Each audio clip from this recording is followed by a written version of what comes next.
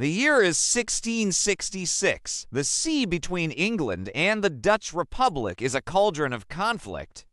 For 2 years, the Second Anglo-Dutch War has raged, a brutal contest for control of the world's most lucrative trade routes. The Dutch, masters of commerce, have challenged England's maritime pride, and the initial clashes have been bloody and indecisive. Just weeks before, the English Royal Navy suffered a bruising defeat in the 4 days battle, a marathon of carnage that left its fleet battered and its reputation in tatters. Humiliation hung heavy in the air, from the royal court of King Charles II to the smoky taverns of Portsmouth. But England was not broken, it was furious.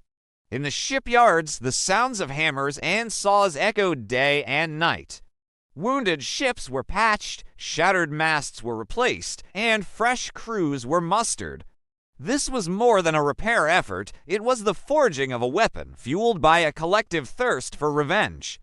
Two men embodied this resolve, Prince Rupert of the Rhine and George Monk, Duke of Albemarle. Together, they commanded the rebuilt English fleet, their minds set on one goal: to find the Dutch fleet under the legendary Admiral Mitchell de Ruyter and erase the shame of their recent defeat.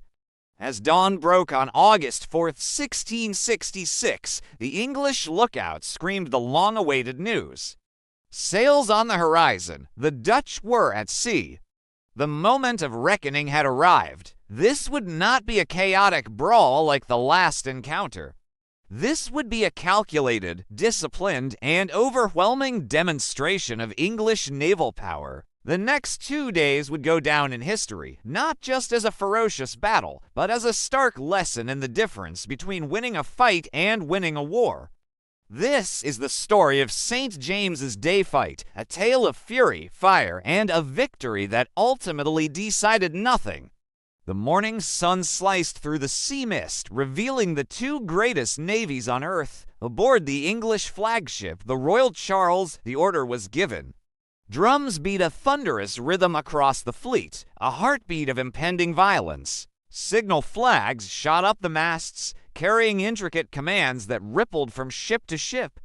This was not the disorganized fleet of the previous battle. This was a single, unified weapon, honed by discipline and guided by a singular, aggressive purpose. Prince Rupert and Monk had drilled their captains relentlessly.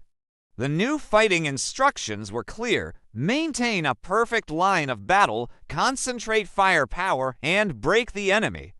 The English fleet, nearly 100 ships strong, turned in unison, a majestic and terrifying sight. They formed a single, unbroken wall of timber and cannon stretching for miles across the North Sea. Their strategy was simple and brutal. They would use the wind to their advantage, close the distance, and unleash hell. There was no hesitation, no defensive maneuvering. This was a pure, head-on assault. The Dutch, under Admiral de Ruyter, watched them come. They too were veterans of countless battles, confident in their seamanship and courage. They formed their own line, preparing to meet the English onslaught. As the fleets converged, a tense silence fell, broken only by the creaking of hulls and the snap of wind in the sails. Then, the first English command rang out: fire! A volcanic eruption of smoke and flame tore along the English line. Hundreds of cannons, fired in a coordinated broadside, sent a storm of iron smashing into the Dutch vanguard. The Dutch replied in kind, and in moments, the sea between the fleets transformed into a churning chaos of cannonballs, splintered wood, and smoke so thick it blotted out the sun. The air filled with the deafening roar of artillery, the splintering crack of masts, and the screams of men. The counter-strike had begun. This was not just a battle. It was England's rage made manifest. The English plan was working. Their disciplined line held firm, a stark contrast to the more fluid and now fragmenting Dutch formation. Each English ship functioned like a floating fortress, its gun crews working with mechanical precision. Load, aim, fire. Swab, load, aim, fire. The relentless rhythm of their cannons hammered the Dutch ships, tearing through hulls, shredding sails, and scything down sailors. The Dutch van, led by Lieutenant Admiral Dirk-Hittis de Vries, bore the brunt of this focused aggression.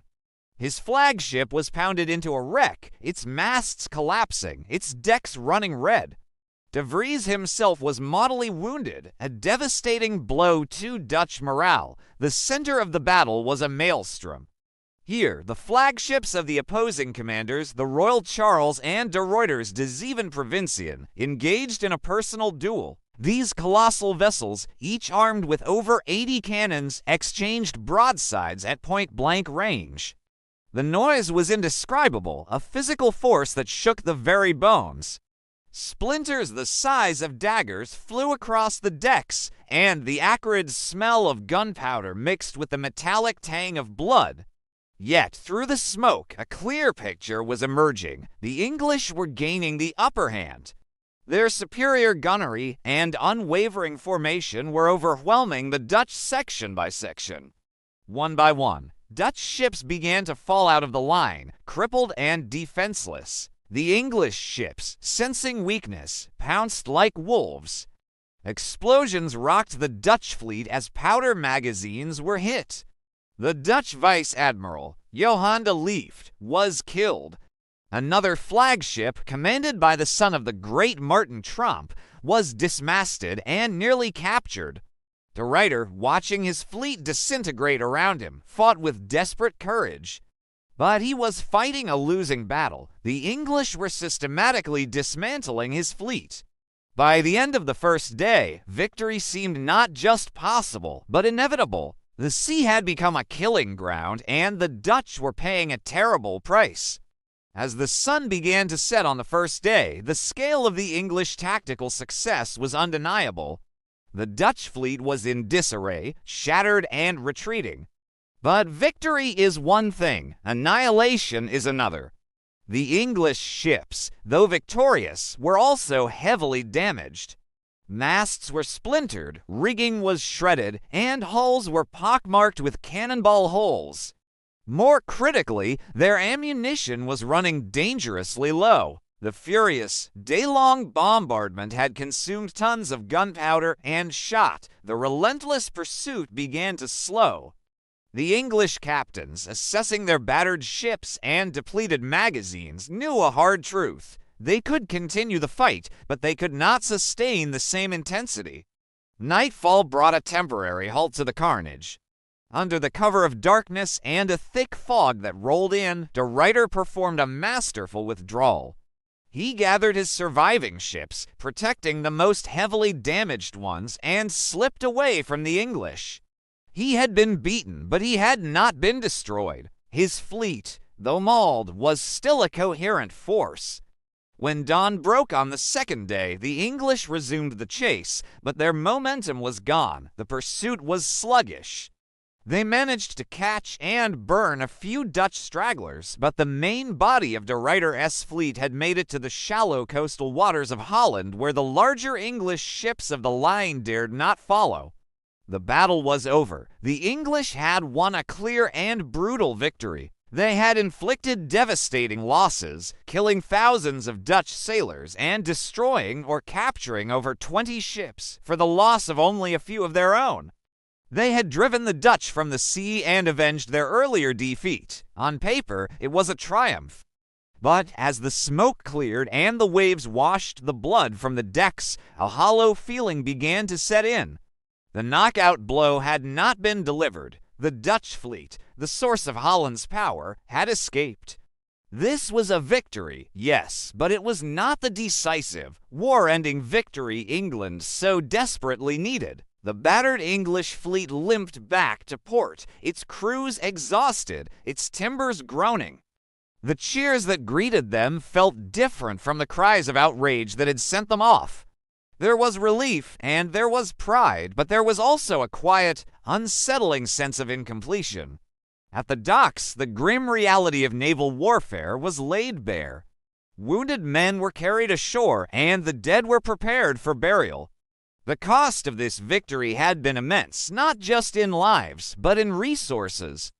Repairing the fleet would again take time and a fortune. Meanwhile, across the North Sea, the Dutch were doing the same.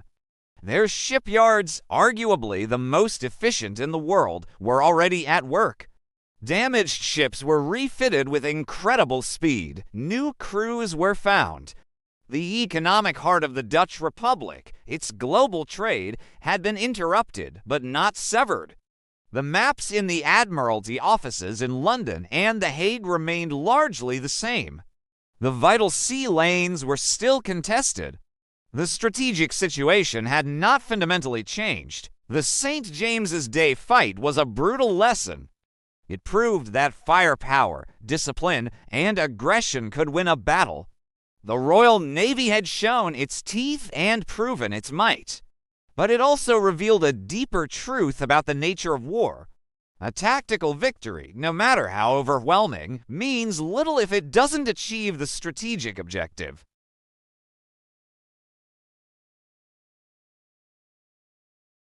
These two bloody days in 1666 reshaped the conflict, but they settled nothing. It was a fury without a final prize, a powerful reminder that you can win control of the sea for a day and still ultimately lose the war.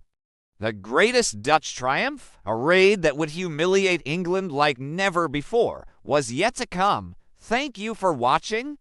If you enjoyed this journey into naval history, please consider liking this video and subscribing to our channel for more stories of the great conflicts that shaped our world. We'll see you next time.